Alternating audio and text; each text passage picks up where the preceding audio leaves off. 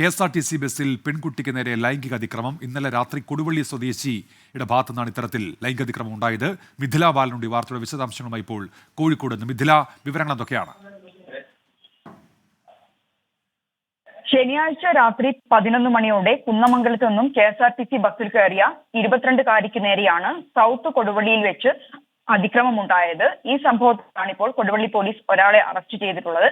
Koduvally ചാവടിക്കുന്നുമ്മൽ അൻവറിനെയാണ് arrest ചെയ്തിട്ടുള്ളത്. 46 വയസ്സാണ്.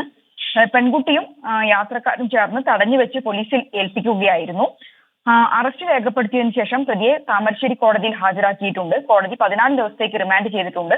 ഞാൻ സൂചിപ്പിച്ചതുപോലെ തന്നെ ശനിയാഴ്ച രാത്രി 11 മണിയോടെ കുന്നമംഗലത്ത് നിന്നും KSRTC ബസ്സിൽ കയറിയ ഈ 22-കാരിക്ക് നേരെ സൗത്ത് കൊടുവള്ളിയിൽ വെച്ചാണ് ഇത്തരമൊരു അതിക്രമം നേരിടേണ്ടി വന്നത്. ശരി മിഥില ബാലൻ കോഴിക്കോട് നിന്ന്.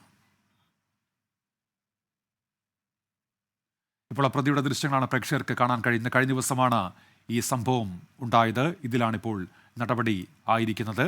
കൊടുവള്ളി സ്വദേശിയാണ് പോലീസിന്റെ പിടിയിലായിരിക്കുന്നതെന്നാണ് മനസ്സിലാക്കാൻ കഴിയുന്നത്.